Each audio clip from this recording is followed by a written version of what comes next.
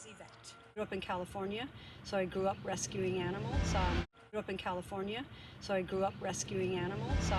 mom always rescued, and we would pitch hay in the ocean when there was oil spills and take seabirds home and clean them and bring them to the sanctuary. Had deer in our house that we carried off the road. Rattlesnakes, I rescued rattlesnakes. But in BC, same thing. It's like I've probably taken several dogs that I found running through the streets to the SPCA because they were going to get hit.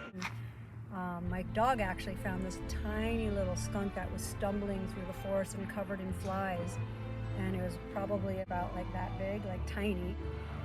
So I called it and I went back to the school. I got a box and a towel from the custodian and I went back up and it was just stumbling around, and I picked it up, put this cute little baby skunk. Oh my God, I loved it so much. I wanted to kiss it, but it was a little stinky. Anyway, so I picked it up and put it in the box, covered it in a towel, started driving, called the wildlife rescue, which is the one I call usually is in Burnaby. One time I saw a baby squirrel in the middle of the road spinning out because its mother was lying dead in the middle of the road. And you can tell she had milk and was still feeding this little baby. And the little baby's like, okay, my mom's lying dead in the road. All the cars just zoomed by her. Just the little baby was just gonna get run over too. I stopped my car, I put on my hazard lights, I just made cars stop. I picked up the frickin' mother with my hands. I carried it to some bushes so the baby followed me, and I left it there.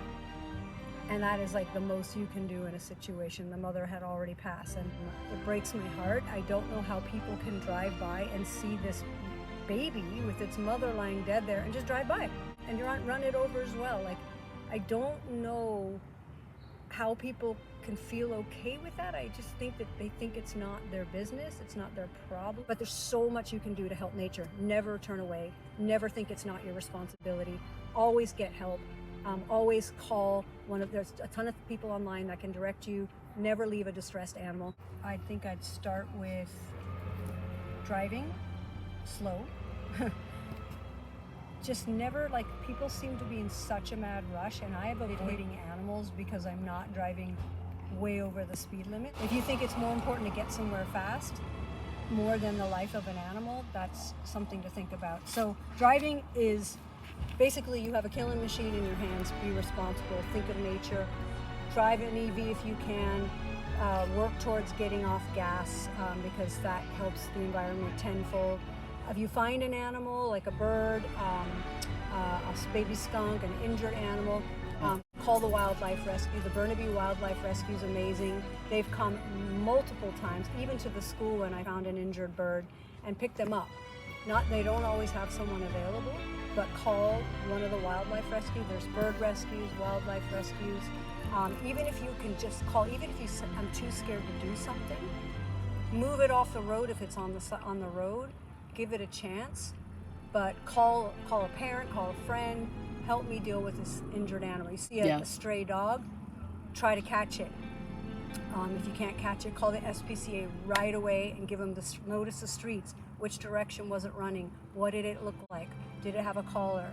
So things like that, identification, getting it in a safe place, calling the right people, and even if those who rescue decide that it has to be put down, getting put down is peaceful.